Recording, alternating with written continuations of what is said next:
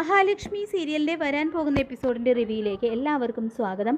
അങ്ങനെ മഹാലക്ഷ്മി മരണപ്പെട്ടു എന്ന് കരുതുന്നവർക്ക് ആത്മാവായി ചെന്ന് ഭയപ്പെടുത്തി അവർക്ക് നല്ല പണി കൊടുക്കണമെന്ന് മാർക്കോ പറയുമ്പോൾ ലേഖയും അതിനെ അനുകൂലിക്കുന്നുണ്ട്. എന്തും ചെയ്യാൻ തയ്യാറായിട്ട് എനിക്ക് കുറച്ച് ഫ്രണ്ട്സ് ഉണ്ട്, അവർ പോലീസ് വേഷത്തിൽ കറങ്ങുന്നുണ്ട് എന്നെല്ലാം മാർക്കോ പറയുന്നത് കേട്ട് മഹാലക്ഷ്മി പേടി തോന്നുന്നുണ്ടെങ്കിലും ലേഖ ധൈര്യം കൊടുക്കുന്നുണ്ട് കേട്ടോ. മഹിക്ക് ഇത്രയും ക്രൂരന്മാരായ മേഘനയും പ്രതാപൻ്റെയും ജീവൻ എടുക്കേണ്ടി വരുമെന്നാണ് തോന്നുന്നത്. കണ്ണൻ സാറിൻ്റെ കാലിന് ജീവൻ വെച്ച് വരുന്നൊരു സമയമാണിത്. അതുകൊണ്ട് തന്നെ മഹാലക്ഷ്മിയുടെ മുന്നിൽ ജീവിതം ഒരുപാട് ബാക്കി കിടപ്പുണ്ട്. അതിന് തടസ്സം നിൽക്കുന്നവരെയെല്ലാം വെട്ടിമാറ്റണം. ഞാനും ഇപ്പോൾ നിങ്ങളുടെ ജീവിതത്തിൻ്റെ ഒരു ഭാഗമാണ്. അതുകൊണ്ട് എനിക്ക് എന്തെങ്കിലും സംഭവിച്ചിട്ട് മാത്രമേ നിങ്ങളുടെ ദേഹത്ത് നിന്ന് ചോര പൊടിയാൻ ഞാൻ അനുവദിക്കൂ എന്ന് മാർക്കോ പറയുന്നുണ്ട് കേട്ടോ. അതിനുശേഷം കാണിക്കുന്നത് പ്രതാപനും മേഘനും കൂടിയിട്ട് CAയെ സ്വാധീനിക്കുന്ന കാര്യങ്ങളെക്കുറിച്ചെല്ലാം പറയുമ്പോൾ ഒന്നിനും കഴിഞ്ഞില്ലെങ്കിൽ നീ എൻ്റെ പേരങ്ങ് പറഞ്ഞേക്ക്, എനിക്ക് അതൊന്നും ഒരു പ്രശ്നമല്ല എന്ന് പറയുന്നുണ്ട് കേട്ടോ പ്രതാപൻ. ഇതേ സമയം തന്നെ മാർക്കോ അവിടേക്ക് വരുന്നുണ്ട്. മാർക്കോയെ കണ്ടത് രണ്ടുപേരുടെയും മുട്ടിടിക്കുന്നുണ്ട് കേട്ടോ. എന്നിട്ട് അവരുടെ അടുത്തേക്ക് വന്നിട്ട് മഹാലക്ഷ്മിയെ കാണാനില്ല, മഹാലക്ഷ്മിയെ പോലെ നന്മയുള്ളൊരു പെൺകുട്ടിയെ കാണാതായിട്ടുണ്ടെങ്കിൽ അതിന് മുന്നിൽ നിങ്ങളായിരിക്കും എന്നുള്ള കാര്യം ഊഹിക്കാൻ സാമാന്യ ബുദ്ധിമതി എന്നെല്ലാം മാർക്കോ പറഞ്ഞു വരട്ടുമ്പോൾ ഞങ്ങൾക്കൊന്നും അറിയില്ല എന്ന് പറയുന്നുണ്ട് കേട്ടോ മേഘനും പ്രതാപനും. മഹാലക്ഷ്മിക്ക് എന്തെങ്കിലും സംഭവിച്ചാൽ പിന്നെ നിങ്ങൾ രണ്ടുപേരും പെട്ടിയിലാണ്, നിൻ്റെയൊക്കെ തലവിധി എന്താകും എന്ന് ഞാൻ ഉറപ്പിച്ചിട്ടുണ്ടെന്ന് പറഞ്ഞുകൊണ്ട് രണ്ടുപേരെയും വിരട്ടി വിടുന്നുണ്ട് കേട്ടോ മാർക്കോ. മഹാലക്ഷ്മി ഇനി തിരിച്ചു വരില്ല എന്ന് തന്നെ ഇവന്മാർ ഉറപ്പിക്കട്ടെ, കുറച്ചുകൂടി ഉറപ്പിക്കട്ടെ എന്ന് മാർക്കോ ഇതേ സമയം മനസ്സിൽ ചിന്തിക്കുന്നുണ്ട്. ശേഷം മാർക്കോയെ തീർക്കാനായിട്ട് മഹാലക്ഷ്മിയെ കൊന്നു കത്തിച്ച അതേ ഗുണ്ടകളെ തന്നെ ഏർപ്പാടാക്കാനായിട്ട് മേഘനും പ്രതാപനും കൂടി തീരുമാനിക്കുന്നുണ്ട്. അങ്ങനെ ഗുണ്ടകളെ കാണാൻ എത്തുകയാണ് കേട്ടോ മേഘൻ. എന്നിട്ട് അവരോട് പറയുന്നുണ്ട് മഹാലക്ഷ്മിയുടെ മരണവുമായി ബന്ധപ്പെട്ട് അന്വേഷണം ശക്തമാണെന്നും ഞാൻ തന്ന കൊട്ടേഷൻ നല്ല ഭംഗിയായിട്ട് തന്നെ ചെയ്തു തീർത്തു, ഇനി അതിൻ്റെ കൂടെ മറ്റൊരു ജോലി കൂടെ നിങ്ങളെ ഏൽപ്പിക്കുകയാണ്. ആ മാർക്കോയെ നിങ്ങൾ തീർത്ത് തരണം, അവനെ ചതിയിൽ വീഴ്ത്തി തീർക്കണം, പണം എത്ര വേണമെങ്കിലും തരാം, അവൻ്റെ കഴുത്തിൽ അവസാനത്തെ വെട്ട് എനിക്ക് തന്നെ വെട്ടണം, അവനെ ഫോളോ ചെയ്യാനായിട്ട് നിങ്ങൾ 3 പേരെ കൂടാതെ ഒരാളെ കൂടി നിയമിച്ചോ എന്നെല്ലാം മേഘൻ പറയുമ്പോൾ ഞങ്ങൾ ഏറ്റു എന്ന് പറയുന്നുണ്ട് കേട്ടോ ഗുണ്ടകൾ. തുടർന്ന് മേഘൻ അവർക്ക് വീണ്ടും കുറേ പണമൊക്കെ നൽകുന്നുണ്ട്. അത് വാങ്ങിയിട്ട് മേഘൻ പോയതിന് ശേഷം മണ്ടൻ എന്ന് പറഞ്ഞ് മേഘനെ കളിയാക്കി പൊട്ടിച്ചിരിക്കുകയാണ് കേട്ടോ ഗുണ്ടകൾ ചെയ്യുന്നത്. അതിനുശേഷം കാണിക്കുന്നത് വീട്ടിൽ തിരിച്ചെത്തുന്ന പ്രതാപൻ്റെ നേരെ അയാളെ കൊല്ലാനുള്ള ദേഷ്യത്തിൽ വരികയാണ് കേട്ടോ മോഹിനി. എന്നിട്ട് എൻ്റെ കുഞ്ഞിന് എന്താ സംഭവിച്ചത്, പോലീസ് ഇവിടെ വന്നിരുന്നു, നിങ്ങളറിയാതെ എൻ്റെ കുഞ്ഞിനൊന്നും സംഭവിക്കില്ല എന്ന് പറഞ്ഞുകൊണ്ട് അയാളുടെ ഷർട്ടിന് കുത്തിപ്പിടിക്കുകയാണ് കേട്ടോ. നിൻ്റെ മോൾക്ക് എന്തെങ്കിലും സംഭവിച്ചിട്ടുണ്ടെങ്കിൽ അത് നീ നിൻ്റെ മരുമോനോട് പോയി ചോദിക്കുക, അല്ലെങ്കിൽ അവനൊരു കൂട്ടുകാരൻ്റെ ഭാര്യയൊക്കെ ഉണ്ടല്ലോ അവനോട് പോയി അന്വേഷിക്കണം എന്ന് പറയുമ്പോൾ പോലീസ് ഇവിടെ വന്ന് ക്രോസ് വിസ്താരം കഴിഞ്ഞതിന് ശേഷം ഇവളെങ്ങനെയാണെന്നും മോളുടെ മുഖത്ത് സന്തോഷം ലക്ഷ്മിക്ക് എന്തെങ്കിലും സംഭവിച്ചിട്ടാണെന്നാണ് ഇവൾ പറയുന്നത് എന്നെല്ലാം മുത്തശ്ശി പറയുമ്പോൾ എന്തെങ്കിലും കാരണമില്ലാതെ നിങ്ങൾ 3 പേരും ഇങ്ങനെ സന്തോഷിക്കില്ല എന്ന് തന്നെ പറയുന്നുണ്ട് കേട്ടോ മോഹിനി. മഹാലക്ഷ്മി അവൾ ആരുടെയും കൂടെ ഒളിച്ചോടി പോയതായിരിക്കും എന്ന് മുത്തശ്ശി പറയുമ്പോൾ എൻ്റെ മോളെക്കുറിച്ച് അനാവശ്യം പറയരുതെന്ന് പറയുന്നുണ്ട് കേട്ടോ മോഹിനി. ശേഷം നിൻ്റെ മോളെ കാണാതായതിന് പിന്നിൽ എനിക്ക് ഒരു പങ്കുമില്ല, ഞാൻ നിരപരാധിയാണ്, നീ വെറുതെ എൻ്റെ മേലെ ഇങ്ങനെ കുതിര കയറരുത് എന്നെല്ലാം പ്രതാപം പറയുമ്പോൾ ഇവളുടെ മോളെ കാണാനില്ലെങ്കിൽ അവളുടെ രണ്ടാനച്ഛനും അറിയാതെ ഒന്നും സംഭവിക്കില്ല എന്ന് ഇവൾ പോലീസിനോട് പറഞ്ഞു, അതുകൊണ്ട് നീ വന്ന ഉടനെ തന്നെ പോലീസ് സ്റ്റേഷനിലേക്ക് ചെല്ലാൻ പറഞ്ഞിട്ടുണ്ടെന്നെല്ലാം മുത്തശ്ശി പ്രതാപനോടായിട്ട് പറയുന്നുണ്ട് കേട്ടോ. തുടർന്ന് മോഹിനി പറയുന്നുണ്ട് എൻ്റെ മോളുടെ പൂജാമുറിയിൽ ഇരിക്കുന്നത് വെറും ഒരു അയ്യപ്പ വിഗ്രഹമല്ല, ആ പ്രതിമയ്ക്ക് ജീവനുണ്ട്. കണ്ണന് ലക്ഷ്മി മോളെ നഷ്ടപ്പെടുത്തുന്ന രീതിയിൽ നിങ്ങൾ എന്തെങ്കിലും ചെയ്തിട്ടുണ്ടെങ്കിൽ പോലീസോ കോടതിയൊന്നുമല്ല, ആ ദൈവമായിരിക്കും നിങ്ങളെ ശിക്ഷിക്കാൻ പോകുന്നത് എന്ന് പറഞ്ഞുകൊണ്ട് അവരെ 3 പേരുടെ നേരെയും ശാപവാക്കുകൾ ചൊരിയുന്നുണ്ട് കേട്ടോ മോഹിനി.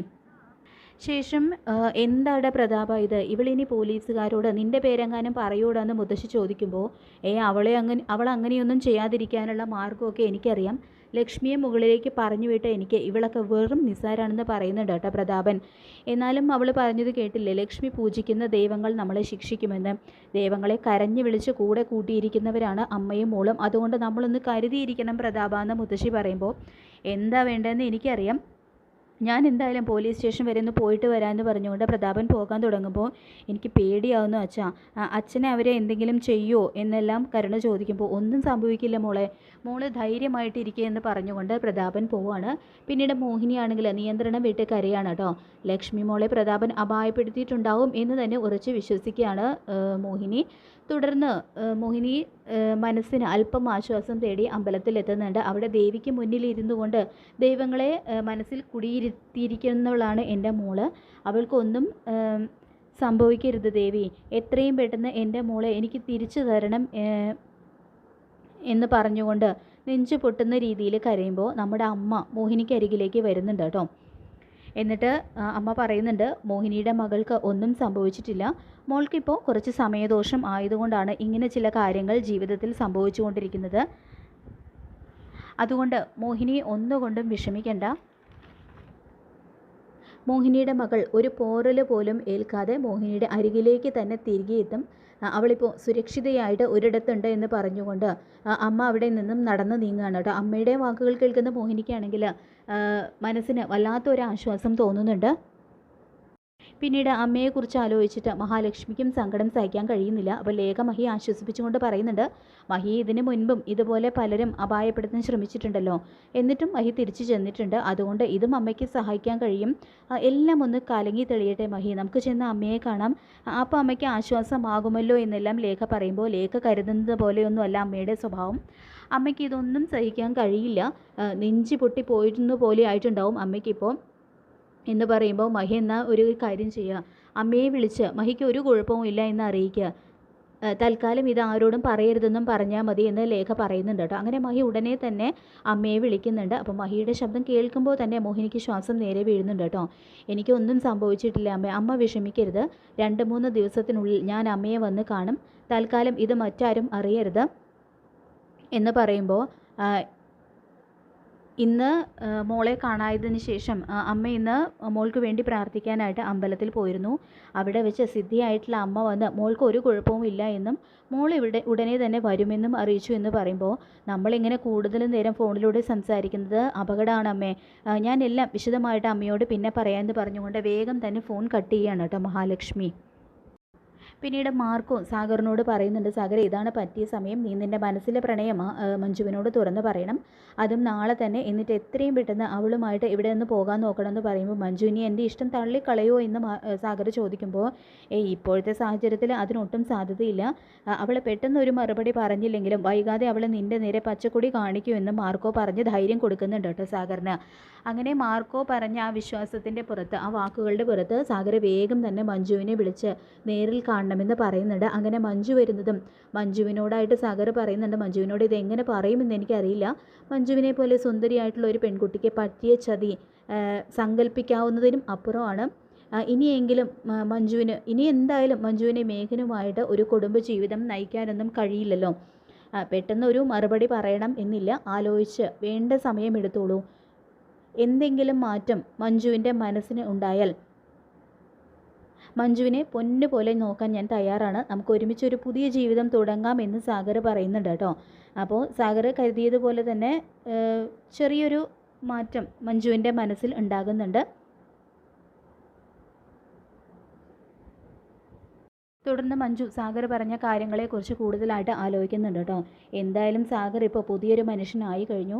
മാത്രമല്ല സാഗർ ഏതൊക്കെ രീതിയിൽ ആലോചിച്ചാലും മേഘനേക്കാൾ എല്ലാം കൊണ്ടും നല്ലൊരു വ്യക്തിയാണ് എന്നുള്ള കാര്യത്തിൽ സംശയമില്ല. അതുകൊണ്ട് തന്നെ സാഗറിൻ്റെ ആ ഇഷ്ടം സ്വീകരിക്കാൻ തന്നെ മനസ്സുകൊണ്ട് തീരുമാനിച്ചുറപ്പിക്കുന്നുണ്ട് കേട്ടോ മഞ്ജു. പിന്നീട് മേഘനാണെങ്കിൽ മഞ്ജുവുമായിട്ട് ഒരു പുതിയ ജീവിതം തുടങ്ങാനായിട്ട് ആദ്യരാത്രിയിൽ എന്നതുപോലെ മുറിയിൽ കാത്തിരിക്കുകയാണ്. മുല്ലപ്പൂ ഒക്കെ കയ്യിലുണ്ട്. അപ്പോൾ ഇത് കണ്ട് മഞ്ജു വരുന്നുണ്ട് കേട്ടോ. അപ്പോൾ മഞ്ജുവിനാണെങ്കിൽ മേഘൻ്റെ ആ ഇരിപ്പൊക്കെ കാണുമ്പോൾ ശരിക്കും ദേഷ്യം വരുന്നുണ്ട്.